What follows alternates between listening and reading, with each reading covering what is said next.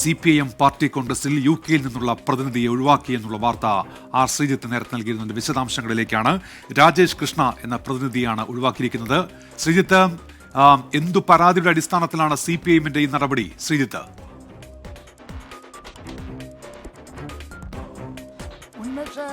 പത്തനംതിട്ടയിൽ നിന്നുള്ള രാജേഷ് കൃഷ്ണ UK-യിൽ നിന്നുള്ള ഇടതുപക്ഷ CPM-ന്റെ പ്രതിനിധിയായിട്ടാണ് പാർട്ടി കോൺഗ്രസിൽ എത്തിയത്. പാർട്ടി കോൺഗ്രസ് അദ്ദേഹത്തെ നിരീക്ഷകനായി പങ്കെടുപ്പിക്കാൻ തീരുമാനിച്ചത്. 80 നിരീക്ഷകരിൽ ഒരാളായിരുന്നു രാജേഷ് കൃഷ്ണ. അദ്ദേഹം പാർട്ടി കോൺഗ്രസിൽ പങ്കെടുക്കാനായി ഇന്നലെ തന്നെ ഈ പാർട്ടി കോൺഗ്രസ് നടക്കുന്ന തമുക്കം കൺവെൻഷൻ സെന്ററിന്റെ വേദിയിലെത്തിയിരുന്നു. ഇന്ന് രാവിലെയും ഇവിടെ ഈ പതാക ഉയർത്തുന്ന ചടങ്ങ് നടക്കുന്ന പരിസരത്ത് അദ്ദേഹത്തെ കണ്ടിരുന്നു.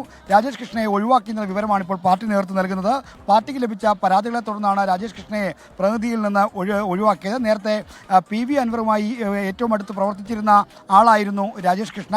അതുമായി ബന്ധപ്പെട്ട ചില പരാതികളുടെ അടിസ്ഥാനത്തിലാണ് രാജേഷ് കൃഷ്ണയെ പ്രതിനിധിയിൽ നിന്ന് ഒഴിവാക്കിയത് എന്നാണ് നമുക്കിപ്പോൾ ലഭ്യമാകുന്ന വിവരം. എന്തായാലും അൻവറും രാജേഷും ഒപ്പം നിൽക്കുന്ന പടങ്ങളും മറ്റും ഇപ്പോൾ CPM-യുമായി ബന്ധമുള്ളവർ തന്നെ സമൂഹ മാധ്യമങ്ങളിലും മറ്റും പ്രചരിപ്പിക്കുന്നുണ്ട്.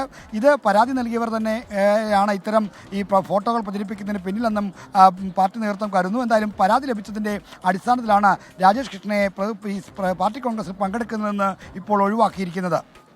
ശരി, ആർ ശ്രീജിത്താണ് മധുരയിൽ നിന്ന് വാർത്തയുടെ വിശദാംശങ്ങൾ നൽകിയത്.